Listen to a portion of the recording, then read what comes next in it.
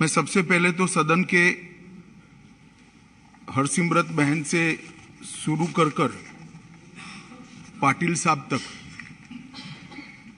जिन 53 सदस्यों ने अपने मूल्यवान विचार रखे हैं, उनका सरकार की ओर से और समाज की ओर से बहुत बहुत धन्यवाद करना चाहता हूं कि इस विषय को राजनीतिक रंग देने की जगह इस विषय को एक समस्या के नाते सदन ने बहुत गंभीरता से लिया है। क्योंकि हम सब लोग राजनीतिक है, अलग अलग राजनीतिक दल से आते हैं, सत्ता में है, विपक्ष में है, तो थोड़ा बहुत तड़का लगता है राजनीति का।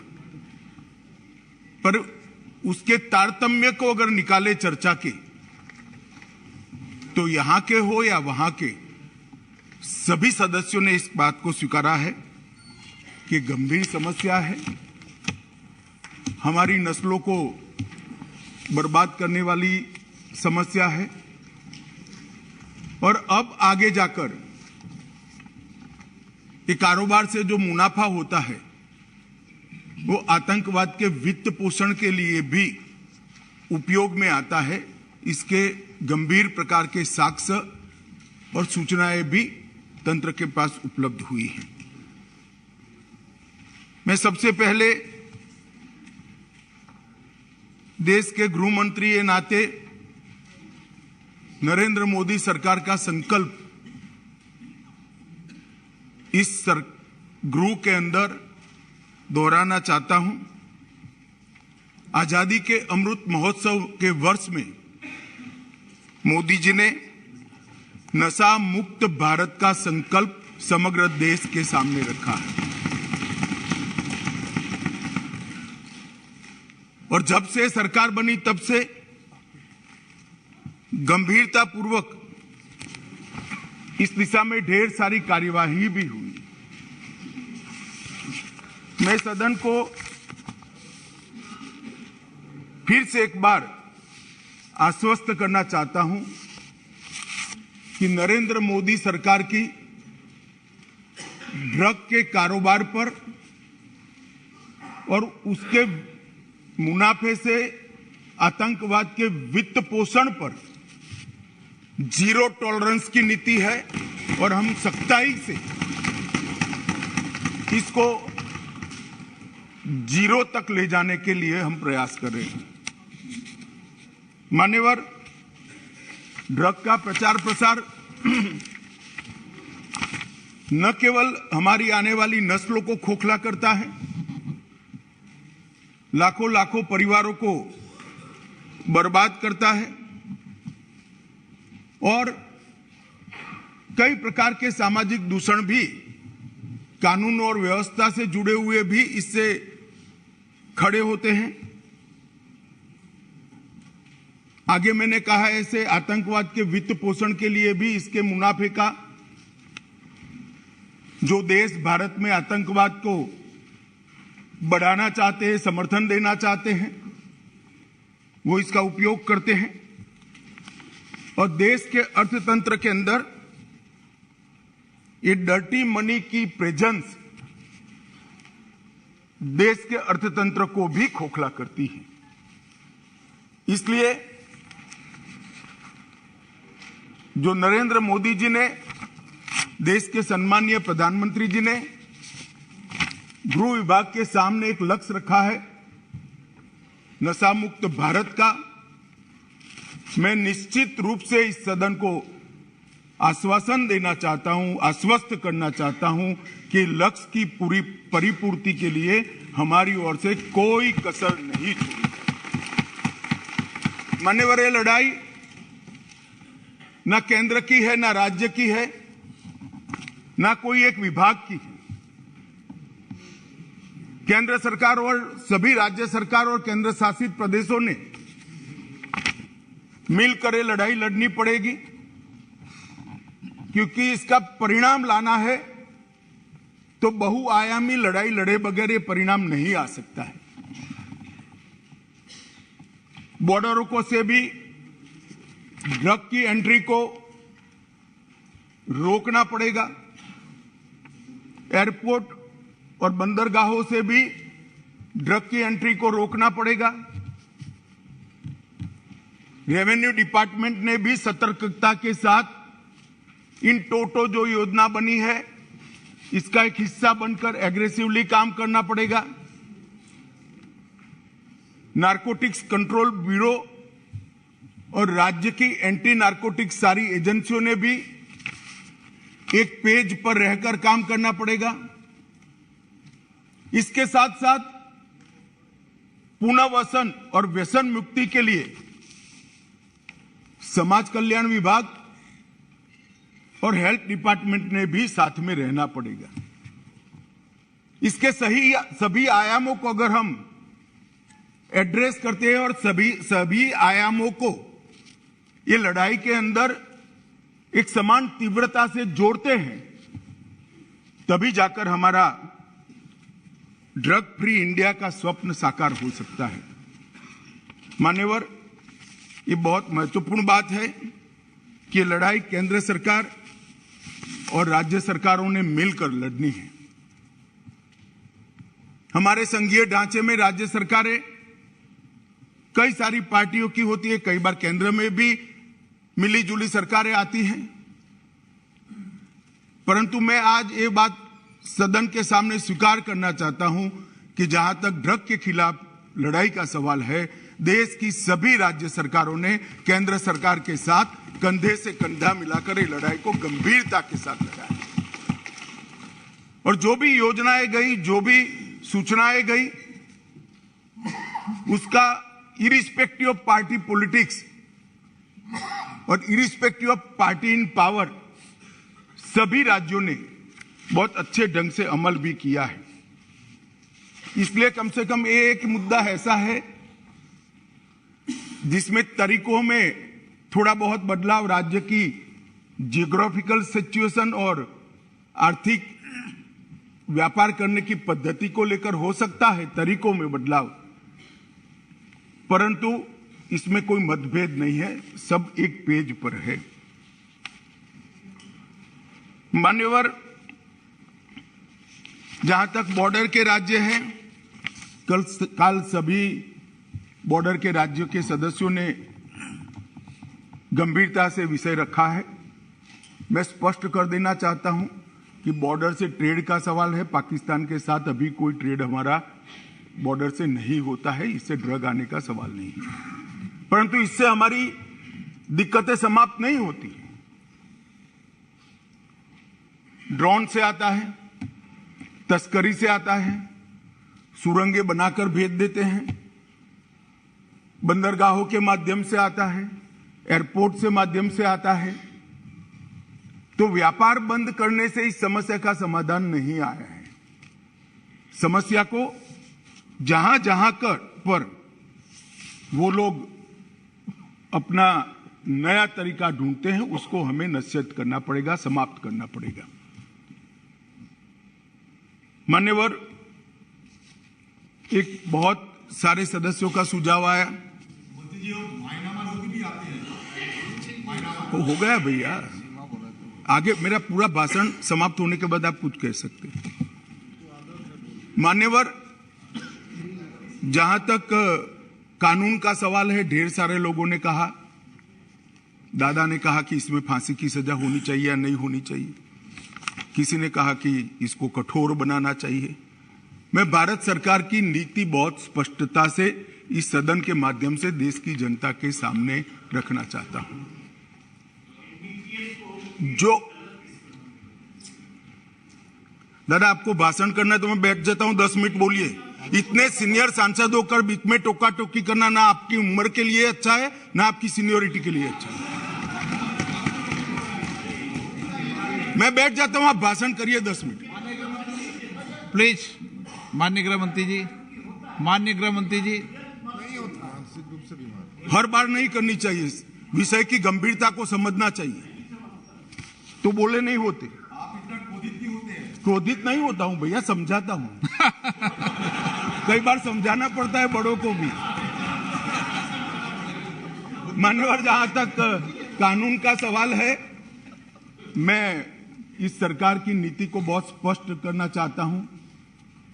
जो ड्रग का सेवन करते हैं वो विक्टिम है, उनके प्रति सहानुभूति का रवैया होना चाहिए और पुनर्वसन की तैयारी और पुनर्वसन की कानूनी प्रावधान होनी चाहिए। परंतु जो ड्रग का व्यापार करते हैं, इसकी तस्करी करते हैं, इसको नीचे तक पहुंचाते हैं, वो चाहे छोटा हो या बड़ा, इसको छोड़ना नहीं चाहिए, उसको कानून के शिकंजे के अंदर लाना चाहिए। ये भेद अगर हम नहीं करते हैं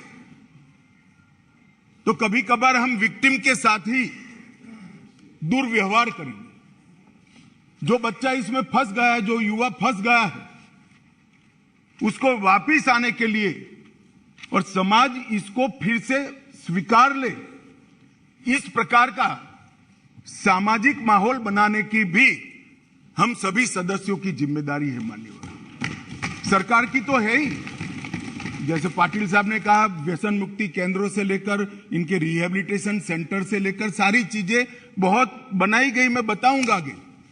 परंतु एक सामाजिक वातावरण भी हमने तैयार करना पड़ेगा कि जिसने ड्रग ले लिया वो खराब है, ऐसा नहीं है। इसको फिर से समाज के अंदर पुनः प्रस्तापित सम्मान के साथ करने के लिए, एक सामाजिक माहौल बनाने के लिए भी सभी सांसदों ने साथ में मिलकर प्रयास करना पड़ेगा। मान्यवर, जहां तक ड्रग के कारोबार पर सख्ती का सवाल है, भारत सरकार ने विगत 3 सालों से ढेर सारी व्यवस्थाएं की हैं। सबसे बड़ा बदलाव हमने किया है, जैसे गृह मंत्रियों के सम्मेलन में भी मैंने आग्रह से किया था, इसके बाद सभी गृह मंत्रियों और डीजीपी के साथ वीडियो कॉन्फ्रेंस कर भी मैंने कहा था, किसी भी इन्वेस्टिगेशन को हम आइसोलेशन में नहीं देख सकते हैं। ड्रग की किसी भी जब्ती को हम आइसोलेशन में नहीं देख सकते। एक जगह ड्रग की छोटी सी पुड़िया भी मिलती है तो वो इन्वेस्टिगेशन को, ये ड्रग कहां से आई, वो सरहद तक ले जाना पड़ेगा, तभी जाकर पूरा नेटवर्क ध्वस्त होगा। और अगर किसी बंदरगाह पर, एयरपोर्ट पर ड्रग पकड़ा गया तो वो ड्रग छोटे सी छोटी पान की दुकान पर कैसे जाना था, वो पूरे नेटवर्क का अगर हम जांच करते हैं तभी जाकर ये समस्या का समाधान होगा। मैंने सभी गृह मंत्रियों को यह भी कहा है, उसमें राज्य की भी सीमाएं आती है, कई बार अंतर्देशीय सीमाएं भी आती हैं, अंतर्राज्य की सीमा भी आती हैं, सीमा के पार भी इसका इन्वेस्टिगेशन करना पड़ता है। उस वक्त एनसीबी और एनआईए 2 ऐसी एजेंसियां हैं जो एनसीबी पूरे देश भर में जांच कर सकती है और एनआईए विदेश में जाकर भी जांच कर सकती है। इसीलिए जब एनआईए का कानून हम लेकर आए तब उसमें ड्रग के कारोबार को हमने डाल दिया था।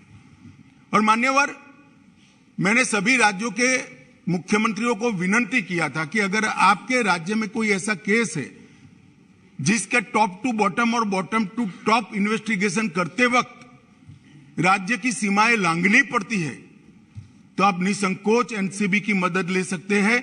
एनसीबी हर एक राज्य को मदद करने के लिए तैयार है और कटिबद्ध है। और अगर वो इन्वेस्टिगेशन देश की सरहदों के बाहर जाता है तो आप वो इन्वेस्टिगेशन के लिए एनआईए की भी मदद ले सकते हैं। एनआईए आपकी मदद करने के लिए तत्पर है।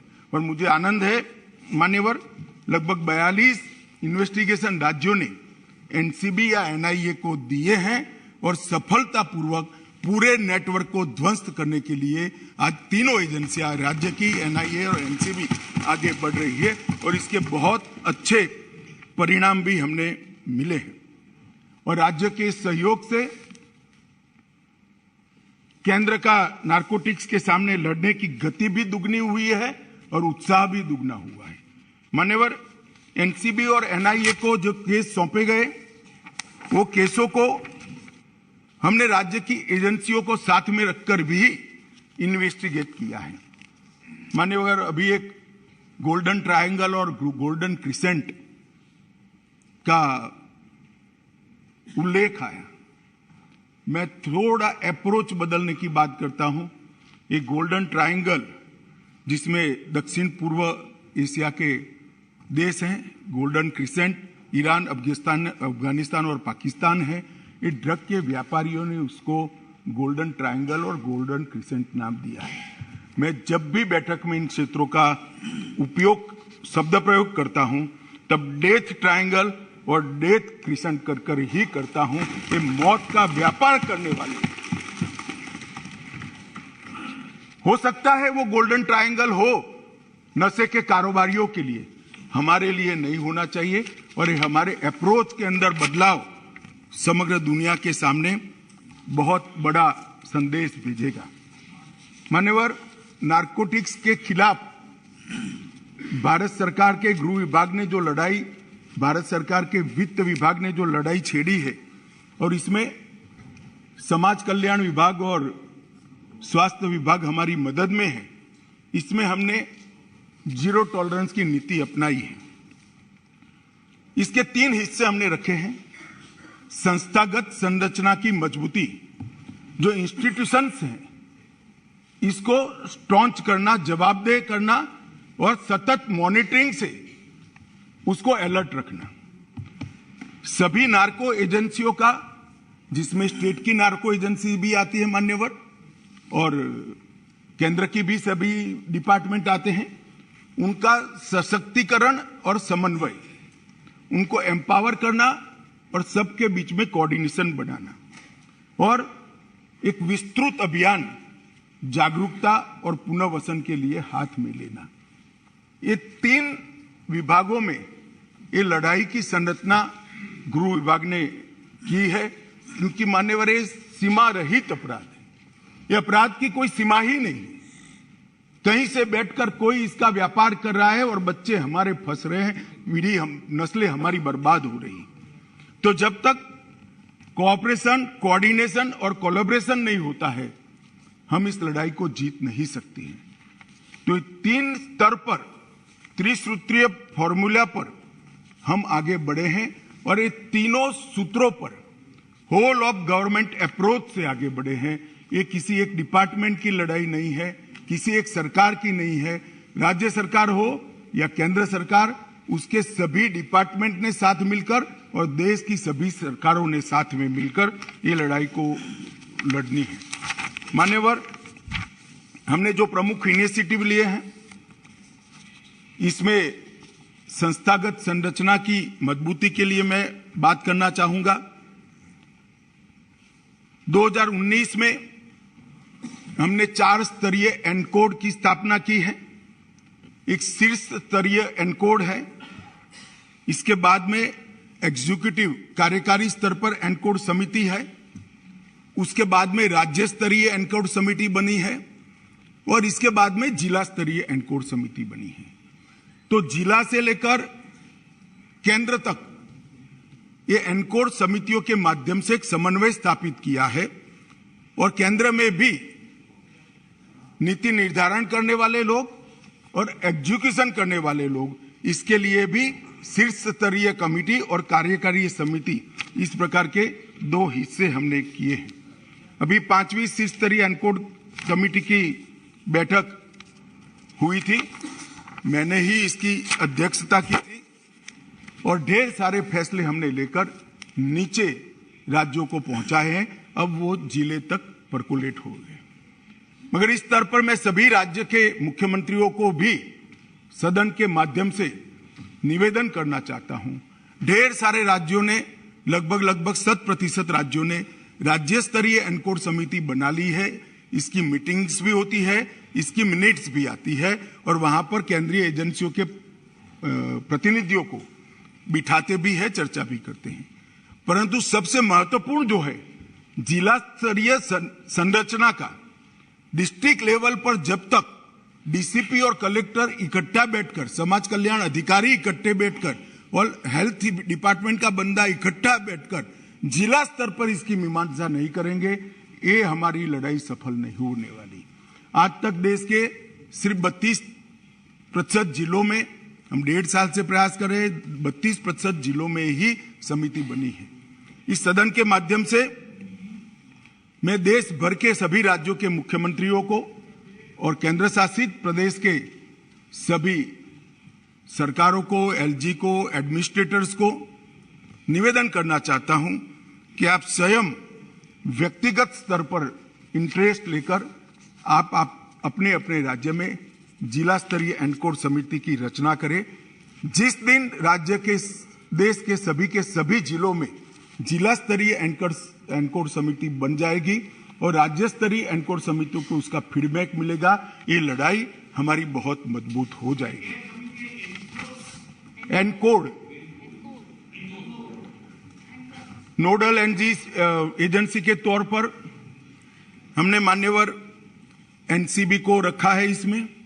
इसके तहत भारतीय नौसेना, भारतीय तटरक्षक दल, drug controller, revenue department, national maritime security, NTRO, port trust, airport authority of India, coastal police और राज्य की नार्को एजेंसी, ये सब मिलाकर एक कोऑर्डिनेशन का काम करते हैं।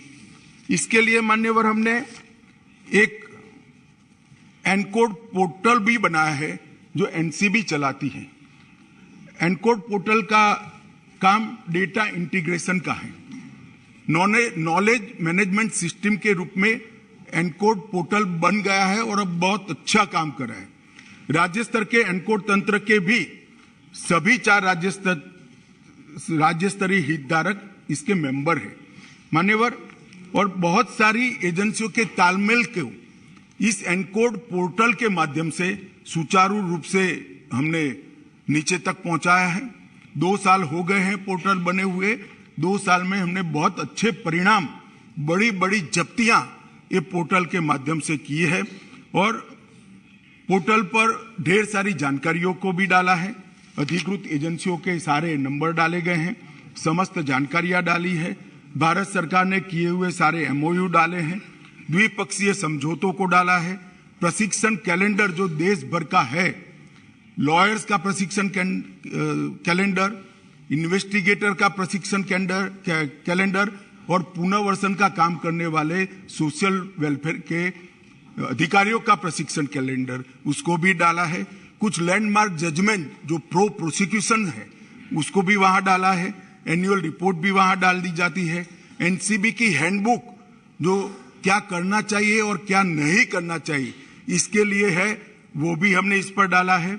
मीटिंग्स की मिनट्स भी इस पर 24 घंटे में अपलोड कर दी जाती है और एटीआर को भी अपलोड कर जाती है। एक प्रकार से संपूर्ण सूचनाएं एक ही जगह से जिले स्तर के, पुलिस स्टेशन स्तर के अधिकारी को भी उपलब्ध हो जाए, इस प्रकार की प्रणाली हम लेकर आए हैं और उसको एक ही छत्र के नीचे चलाकर राज्यों को और पुलिस स्टेशन तक की पूरी चीजों को हमने कोऑर्डिनेट किया है। मान्यवर, अभी इंटरपोल की जनरल असेंबली हमारे देश में हुई, उसमें नारकोटिक्स और टेरर लिंक्स पर विषय मैंने उठाया था और वहां पर भारत की ओर से आग्रह किया गया है कि इंटरपोल नारकोटिक्स और टेररिज्म और नार्को के व्यापार से टेररिज्म का वित्त पोषण, ये 3 विषयों पर रियल टाइम इंफॉर्मेशन शेयरिंग के लिए एक प्लेटफॉर्म सभी देशों का बनाए तो सभी देश इससे आगे बढ़ सकते हैं और बेस्ट प्रैक्टिसेस का एक्सचेंज भी हो सकता है। यहीं पर अभी नो मनी फॉर टेरर का पूरे देश भर के गृह मंत्रियों का सम्मेलन हुआ। वहां पर भी हमने अंतर्राष्ट्रीय सहयोग के लिए, नारकोटिक्स की लड़ाई के लिए बहुत थ्रस्ट दिया गया है। मान्यवर, हमने एक संयुक्त समन्वय समिति भी बनाई है और केंद्रीय स्तर पर इसकी ढेर सारी बैठक भी की है। एनसीबी की कैडर को भी हमने पुनर्गठित किया है। 419 पदों का सृजन कर जिसमें सीनियर ऑफिसर ज्यादा है क्योंकि राज्यों को असिस्ट करना है, इसको हमने आगे बढ़ाने के लिए एक इनिशिएटिव लिया है। नार्को अपराधियों पर राष्ट्रीय एकीकृत डेटाबेस जिसका शॉर्ट फॉर्म है निदान, उसको भी तैयार किया है और हर केस की चालान और हर केस के जजमेंट को इस पर अपलोड कर कर प्रोसिक्यूशन के वकीलों के लिए टिप्स भी इस पर उपलब्ध है। और इसके साथ साथ inter operational criminal justice system ICJS के लिए भी जब्ती सूचना प्रबंधन प्रणाली और जेल का डेटा दोनों भी हम साझा कर रहे हैं। मान्यवर, ड्रग नेटवर्क के चार्ट को भी हमने मैपिंग कर लिया है और पूरे राज्यों में ड्रग आने का रास्ता कौन सा है और उसके नेटवर्क की संभावनाएं क्या है, उसको भी 472 जिलों में हमने मैप कर कर राज्यों को भेज दिया है। बहुत बड़ी एक्सरसाइज। 2 साल तक भारत सरकार के सभी अधिकारियों ने 472 जिलों का मैपिंग किया है, सर्वे के आधार पर किया है, सूचनाओं के आधार पर किया है, और जो जब्ती की गई, जो केस बने गए, जो सजाएं हुई है और जो इंट्रोगेशंस के रिपोर्ट्स आए, ये सबको संकलित करते मैं इस सदन में बैठे हुए सभी व्यक्तियों को कहना चाहता हूं कि आप चिंता मत करिए।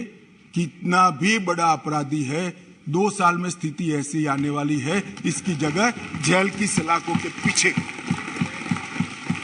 और ये सुनकर अगर किसी को इसमें से वापिस आ जाना है तो अच्छी ही बात है, आ सकते हैं। मान्यवर, NDPS के तहत हमने सीमा सुरक्षा बल, SSB, असम राइफल, ये तीनों को केस करने के अधिकार दे दिए गए हैं, क्योंकि कहते हैं भाई सीमा भारत की जिम्मेदारी है, भारत सरकार की जिम्मेदारी है, निगरानी नहीं रखते, ड्रग वहां से आ रही है। और जब BSF को अधिकार देते हैं तो कहते हैं राज्यों के अधिकार ले लिए, तो BSF वहां क्या करेगी भाई? आप बताइए मुझे, क्या करेगी? मान्यवर, ये ऐसा मसला नहीं है। और BSF कौन सी फॉरेन एजेंसी है? हमारे देश के दुश्मन ड्रग भेज रहे हैं, BSF वाले पकड़ेंगे, केस करने का अधिकार नहीं है। SSB वाले पकड़ेंगे, केस करने का अधिकार नहीं है। क्या करेंगे निहत्था बैठकर? जो लोग इसको पॉलिटिकल इश्यू बना रहे हैं वो ड्रग के कारोबार का समर्थन कर रहे हैं।